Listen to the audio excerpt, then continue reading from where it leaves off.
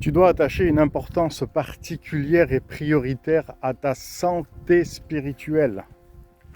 De la même manière que tu attaches une importance, et je l'espère, à ta santé physique en faisant attention à ce que tu manges pour que ta santé physique soit tout le temps au top, dirons-nous, de la même manière, tu dois faire attention à ta santé spirituelle. Dieu nous a donné son Esprit Saint et la parole de Dieu, la Bible nous dit que nous sommes le temple de son Esprit parce que son Esprit habite en nous. D'où l'importance de la dimension de l'adorateur et de l'adoratrice qui fait déjà attention à sa santé physique, mais qui doit faire aussi attention à sa santé spirituelle. Et des fois, il peut y avoir des personnes dont leur santé spirituelle est totalement défaite, est totalement en berne. Et le problème, c'est que ça dure et que ça dure et que ça dure. Nous allons voir certains éléments qu'il va falloir remettre en priorité pour que la santé spirituelle reprenne du beau temps, c'est-à-dire que la santé spirituelle soit au zénith, qu'elle soit ensoleillée. Bien sûr que dans la vie, il peut y avoir des saisons d'hiver, des saisons d'automne, des saisons de lutte, des saisons de combat. Mais ça, c'est pas grave, ça fait partie du package que Dieu nous a donné. Si nous faisons attention à notre santé spirituelle, nous pourrons traverser toutes ces saisons-là. Et ces saisons-là, en rien n'enlèveront notre santé spirituelle parce que nous avons fait ce qu'il faut pour tenir debout.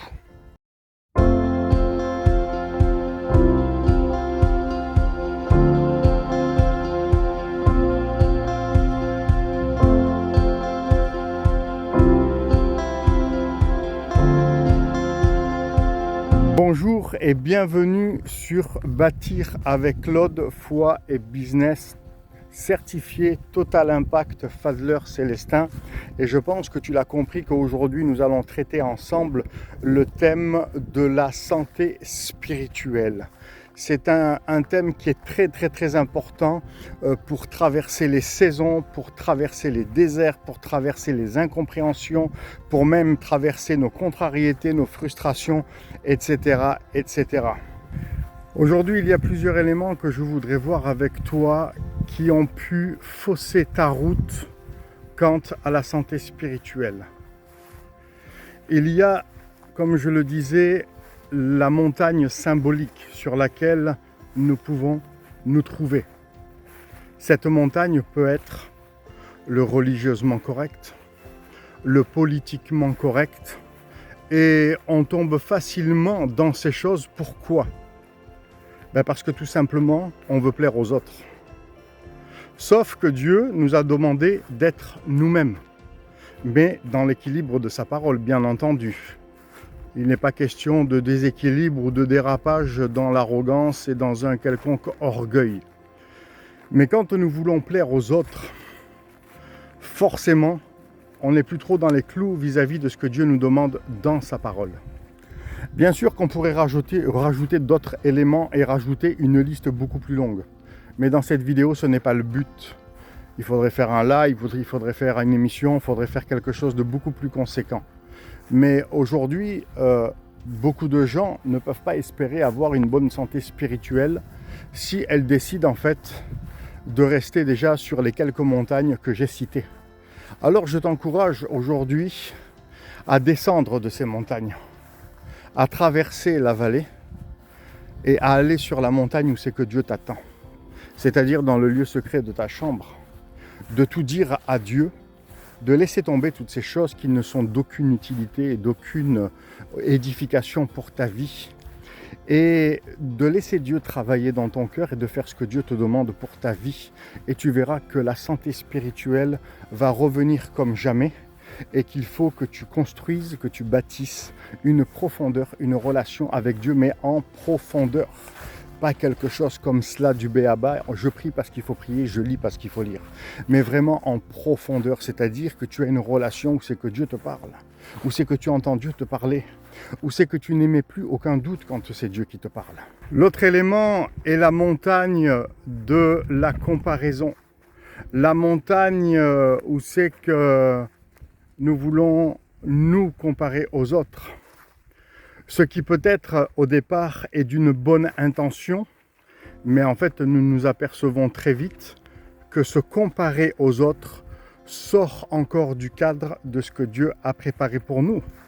Parce que comment nous allons réaliser, comment nous allons savoir qui nous sommes en Christ et ce que Dieu a préparé pour nous, c'est tout simplement sur le mont Sinaï à l'image de Moïse qui a rencontré l'Éternel et qui lui a révélé son identité en Dieu, sa mission et ce qu'il allait faire.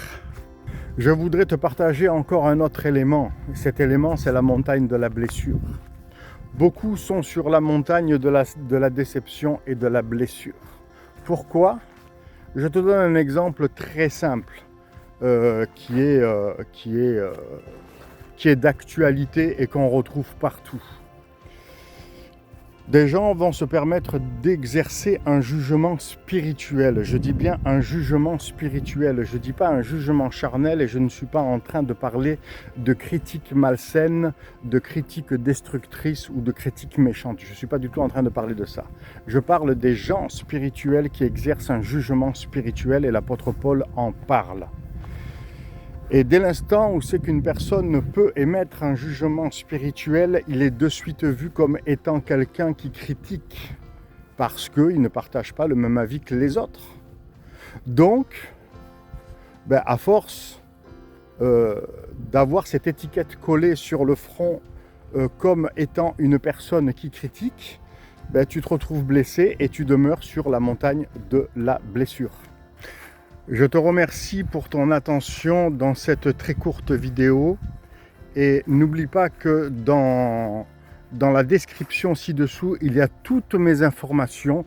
Tu peux me contacter par mail, tu peux prendre ton entretien personnalisé gratuit pendant 30 minutes. Si tu veux qu'on chemine ensemble et que tu as besoin d'un accompagnement sur le plan spirituel, je suis disponible. N'hésite pas. Parce qu'avec Dieu, rien n'est fini et tout est possible. Alors, je t'encourage encore une fois à descendre de ta montagne parce que Dieu a pour toi des bonnes choses en réserve. Alors, ne te prive pas. Je te dis, demeure béni. À très vite. Bye bye.